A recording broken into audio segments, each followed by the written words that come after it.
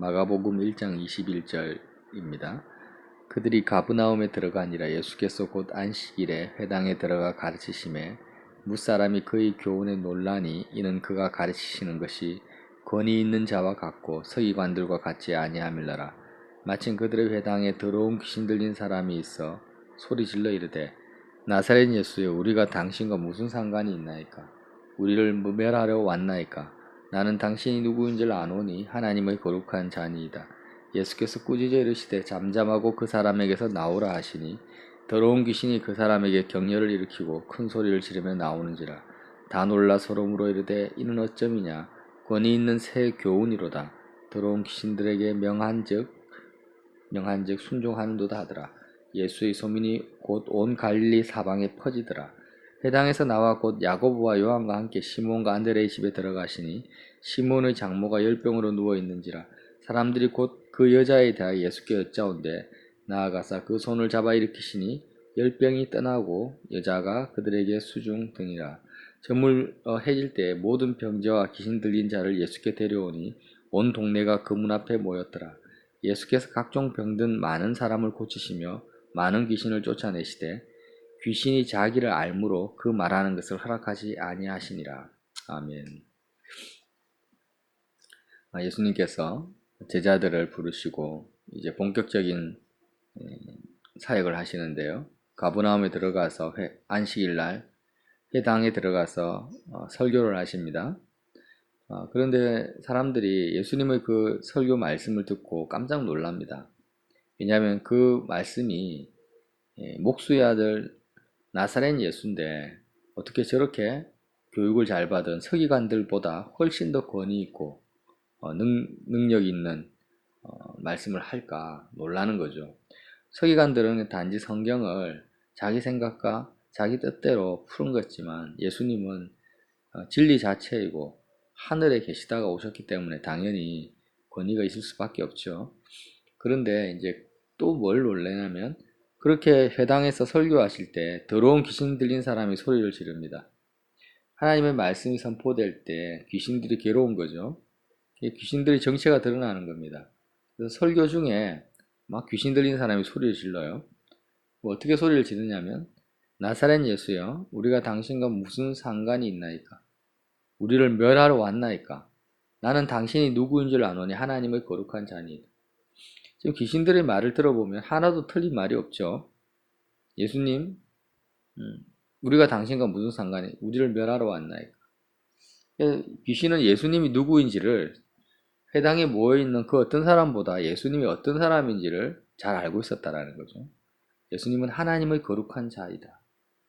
틀릴 말 한 것이 없는데 예수님이 뭐라고 하십니까? 꾸짖어 이르시되 잠잠하고 그 사람에게서 나오라 합니다. 잠잠하라고 합니다.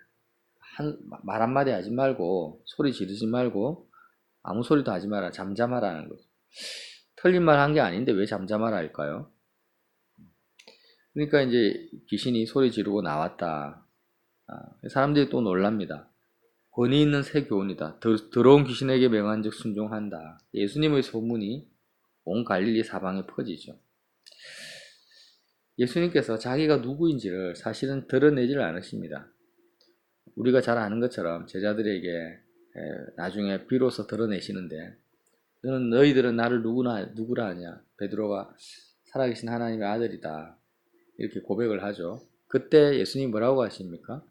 십자가에서 죽으시고 사흘 만에 부활하실 것을 이제 그때야 비로소 말하는 거. 제자들에게 은밀히 이야기를 하기 시작하십니다. 왜 잠잠하게 하셨을까요? 맞는 말을 하는데 그만큼 우리 인생들이 악하고 사실 각자가 더러운 귀신 들린 상태라는 것을 말하고 있습니다. 회당에서 더러운 귀신 들린 사람이 한 사람인가? 물론 귀신에게 억압받고 지배당하는 직접적인 귀신의 지배 속에 있는 사람은 한두 사람일 수 있지만 하나님 보시기에 모든 인생이 마귀의 종이고 거짓된 마귀의 괴계 속에 빠져있기 때문에 잠잠하라고 말할 수 있고 주님이 자신을 드러내지 않는 거죠. 우리는 그렇게 생각합니다. 지금도 회당이니까 구약시대의 교회죠. 이 교회 안에서도 잠잠하지 않습니다. 사람들이. 언제 잠잠하지 않습니까? 꿈을 꾸고 환상을 보고 예언을 할 때, 은사를 받을 때, 내가 하나님을 봤다, 예수님을 만났다, 이렇게 간증을 하면서 잠잠하지 않는 거죠. 그래서 예수님을 만났다는 거, 내가 예수님의 음성을 들었다라는 거, 꿈에서 예수님을 봤다, 환상으로 내가 신비한 것을 체험했다. 꿈과 예언과 환상, 또 신비한 이적과 기사, 이런 것들이 교회에 풍성해야 되고, 또한 그런 것들을 통해서 귀한 은사들입니다. 하나님의 음성을 듣고 주님이 우리에게 말씀하시는 통로가 되어집니다. 그러나 우리는 이 주님의 말씀, 잠잠하라는 이 말씀을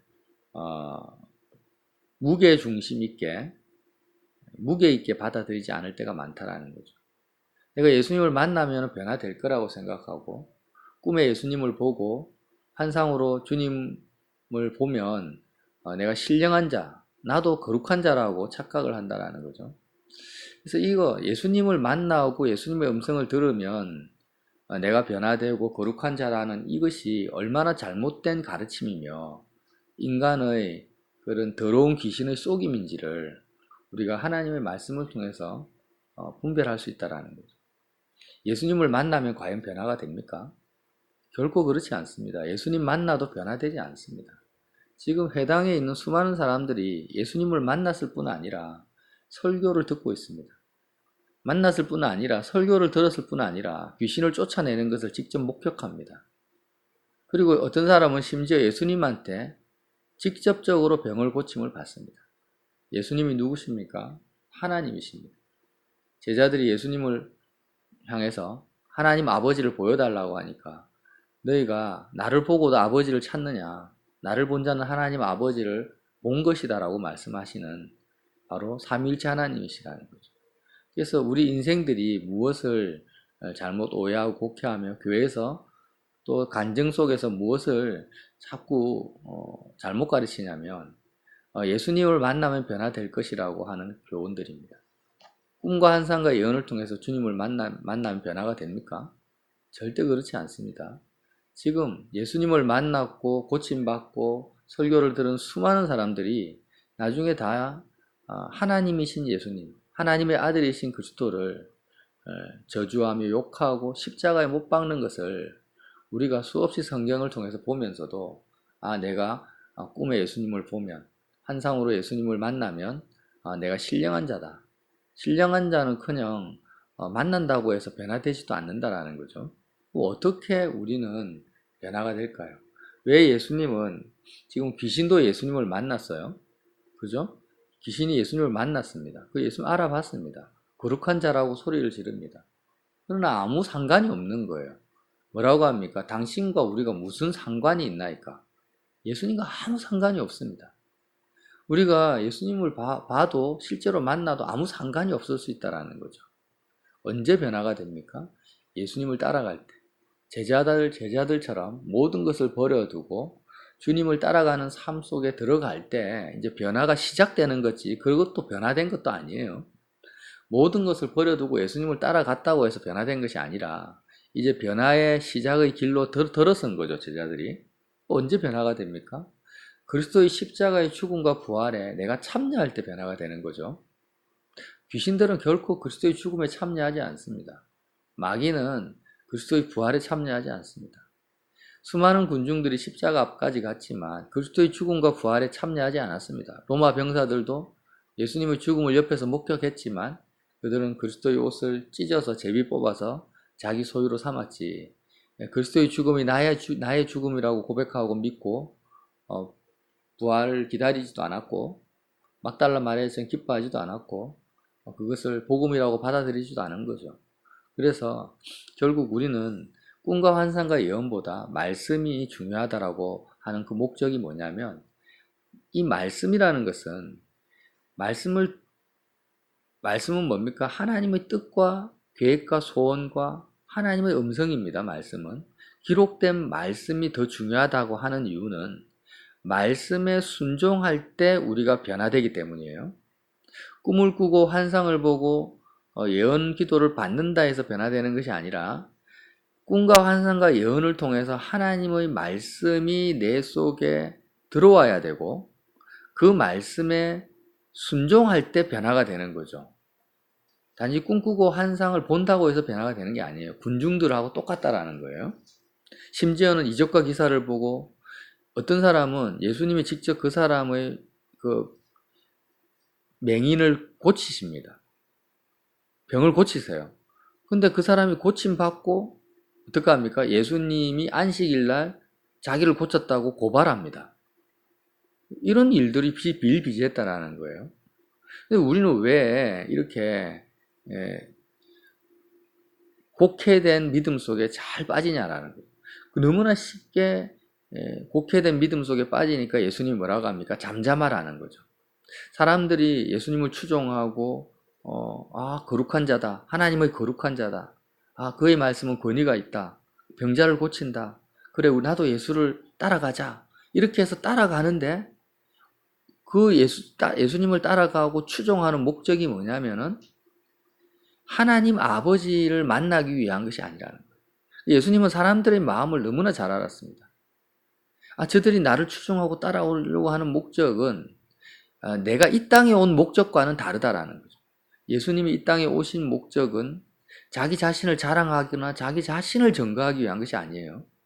성령님도 이 땅에 오시는 목적이 성령님 자신을 증거하기 위한 것이 아니라 예수 그리스도를 증거하기 위한 거죠. 예수님도 이 땅에 오신 목적이 자신을 드러내기 위한 것이 아니라 실제로 자신을 드러내는 목적은 뭐냐?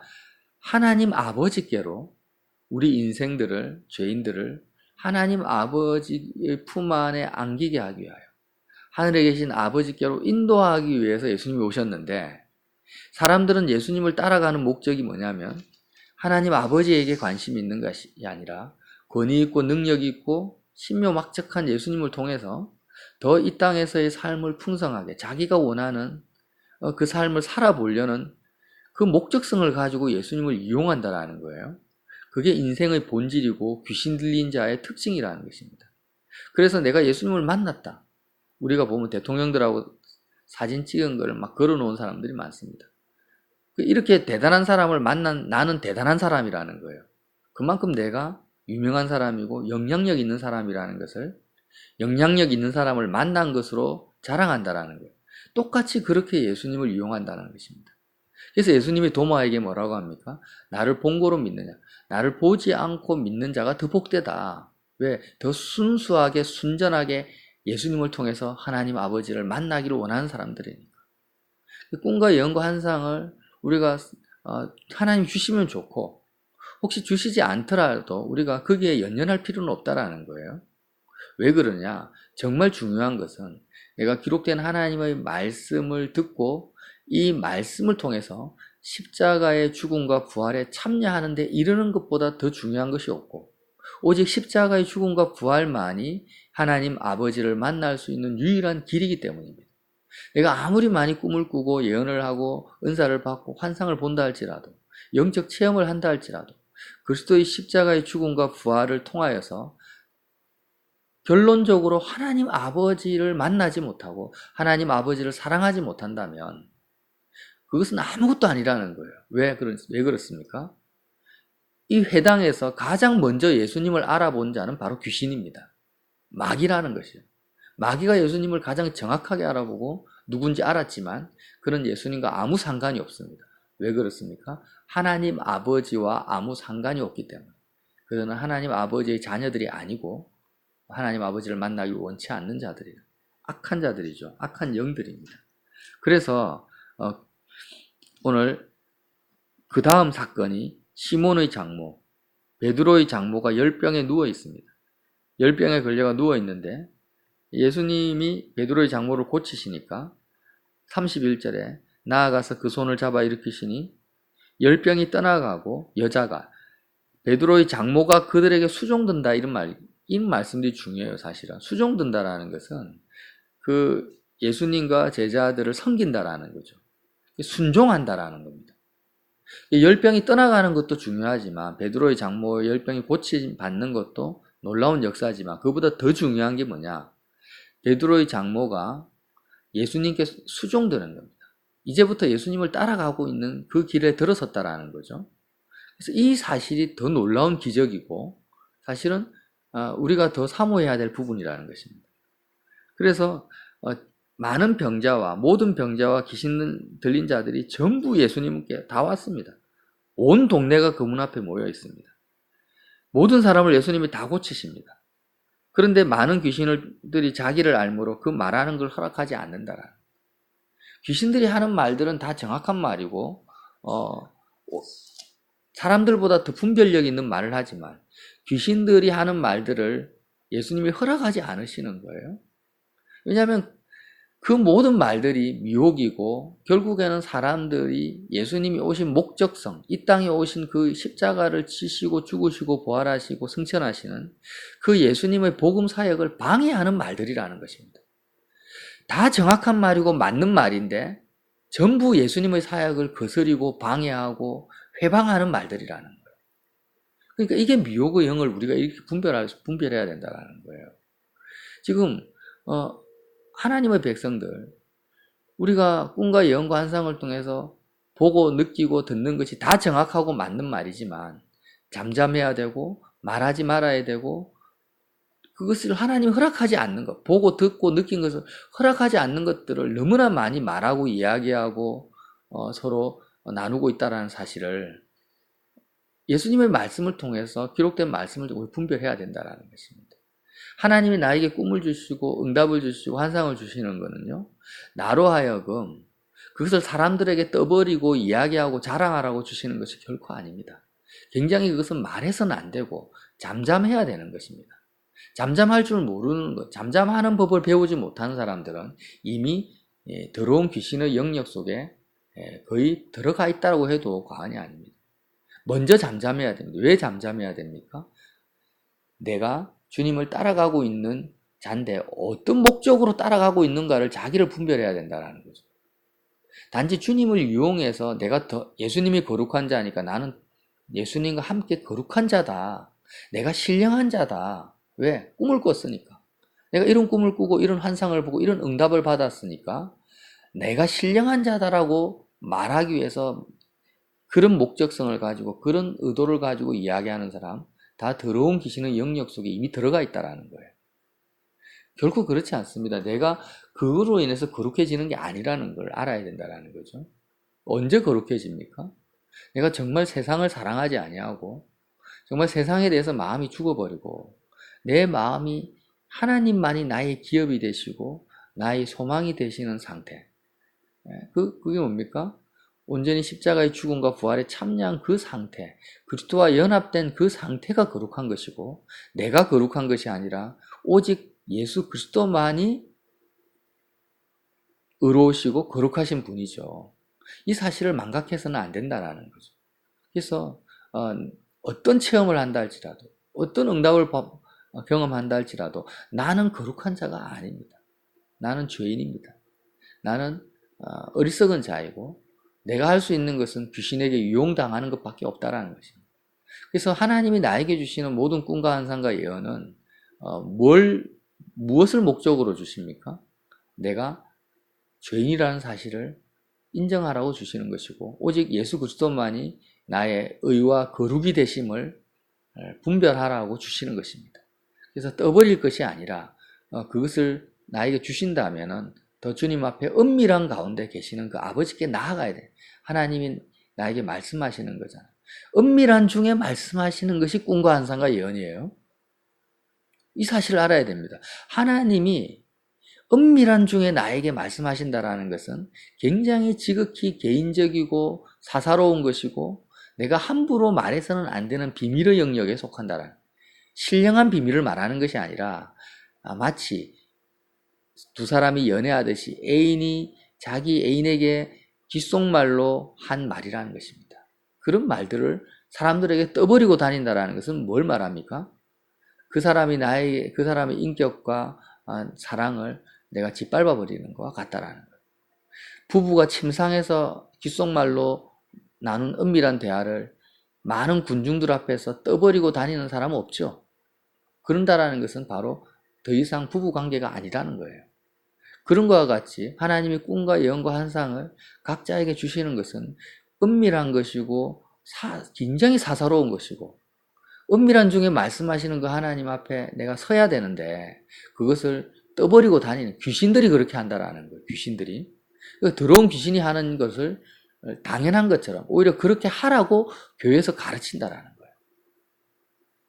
잘못된 가르침들이 너무 많다는 거예요. 교회에서 그렇게 하라고 합니다. 그게 잘못됐다는 거예요. 하나님이 꿈과 환상과 예언을 주시는 하나님의 그 은혜가 잘못된 것이 아니라 그것을 어떻게 받아들이고 적용하느냐를 제대로 가르치지 않는 그 가르침이 귀신의 가르침이라는 거죠. 더러운 귀신의 행위를 쫓아간다라는 것입니다. 그래서 교회에서 공식적으로 또 사람들에게 우리가 선포해야 될 것은 꿈과 환상과 예언의 내용이 아니라 복음입니다. 그리스도의 죽음과 부활을 가르쳐야 되고 이 복음을 증거해야 된다는 자녀들에게 이것을 가르쳐야 됩니다. 그리고 나머지 부분은 어떻게 합니까? 굉장히 조심스럽게 하나님의 음성에 순종해서 그때 하나님의 때에 하나님이 말씀하시는 것만을 이야기해야 된다는 거죠. 이 사실을 우리가 알아야 돼요. 이것을 하지 않아서 한국 교회가 수많은 은사와 환상과 꿈에 의해서 미혹당하고 또 마귀에게 놀아난다는 이것이 한국 교회의 역사입니다. 이건 전 세계 교회에 이렇게 많이 휘둘려져 왔다라는 거죠. 귀신들에게. 그러나 이제 우리로서 이 말씀을 그러니까 보수적인 사람들은 그냥 말씀이 최고다 이렇게 하면서 꿈과 예언과 환상을 무시해버리고 도외시시켜버리고 말씀이 최고인데 왜 최고인지를 모르는 거예요. 그리고 성령을 쫓아가고 은사를 쫓아가는 사람은 또 꿈과 환상과 예언을 막 떠벌리고 다니면서 더러운 귀신의 그 농락에 교회 전체가 놀아나는 그런 상황에 처해 있다는 것입니다. 이 사실을 분별하고 우리가 더 구해야 될 것은 뭡니까? 예수님을 따라가는 거예요. 어떤 목적성을 가지고 따라가는가? 예수님이 어디로 가십니까? 예수님의 최종 목적지는 이 땅에서는 십자가라는 거죠. 십자가를 향해서 내가 예수님을 따라가야 된다는 거예요. 왜 예수님이 제자들에게 내가 지금 어디를 향해서 가는지를 말하지 않습니까? 다 도망가니까요. 예수님이 하나님 아버지께로 가는 유일한 길이 십자가라는 것을 말하면 제자들은 다 도망갈 수밖에 없습니다. 그래서 때가 되기 전까지는 말하지 않는 거죠. 어느 때요? 예수님이 진정 하나님의 아들이시고 그리스도라는 사실을 제자들이 온전히 믿기 전까지는 예수님이 십자가로 가고 있다는 것을 말씀하지 않는다라는 거예요. 우리는 이 사실을 믿고 있으니까 이 길을 걸어가야 된다는 것입니다. 그래서 무엇이 중요한지 진리를 분별하시어서 오늘도 끊임없이 그리스도의 십자가에 우리의 마음을 두는 저와 여러분 되시기를 예수님 이름으로 빌어드립니다.